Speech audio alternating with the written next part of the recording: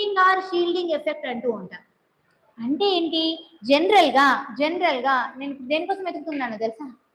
నేను ఎప్పుడు దీన్ని ఒక ఎగ్జాంపుల్తో చెప్తూ ఉంటాను. ఏంటో తెలుసా? Pen cap example. Or eraser దొరికినా పర్వాలా. ఇక్కడ ఒక ఎరేజర్ దొరికింది నాకు. ఇదేంటో తెలుసా? ఎరేజర్ మ్యామ్ అంటారు. ఇది ఇప్పుడు నా న్యూక్లియస్. ఇది నా న్యూక్లియస్. నా న్యూక్లియస్ని ఇలా పెట్టాను.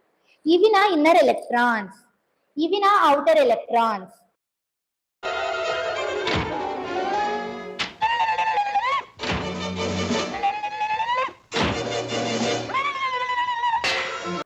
ఇప్పుడు చూడండి, న్యూక్లియస్ ని ఇన్నర్ ఎలక్ట్రాన్స్ కంప్లీట్ గా షీల్డ్ చేసేసినాయి, కంప్లీట్ గా స్క్రీన్ చేసినాయి. ఈ అవుటర్ ఎలక్ట్రాన్స్ ని న్యూక్లియస్ చూస్తుందా? చూడట్లేదు. అవుటర్ ఎలక్ట్రాన్స్ ని తీయడానికి మనం ఇచ్చే ఎనర్జీని అయనైజేషన్ ఎనర్జీ అంటారు. అంటే గుడ్ స్క్రీనింగ్ ఎఫెక్ట్ ఉంటే అయనైజేషన్ ఎనర్జీ డిక్రీజ్ అవుతుంది, ఈజీగా ఎలక్ట్రాన్ ని తీసేయచ్చు.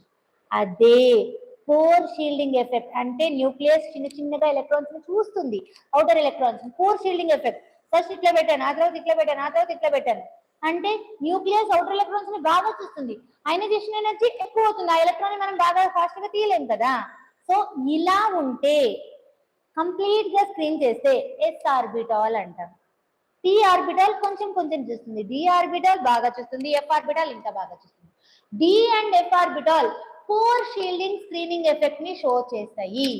అంటే ఈ పోర్ షీల్డింగ్ స్క్రీనింగ్ ఎఫెక్ట్ వల్ల అయనైజేషన్ ఎనర్జీ ఏమవుతుంది? ఇంక్రీజ్ అవుతుంది. న్యూక్లియస్ ఎలక్ట్రాన్ ని అవుటర్ ఎలక్ట్రాన్ ని బాగా చూస్తుంది, చూస్తుంటే అయనైజేషన్ ఎనర్జీ ఏమవుతుంది? ఇంక్రీజ్ అవుతుంది.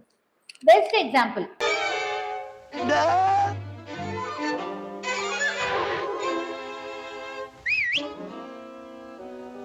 I wouldn't kick me if I were you.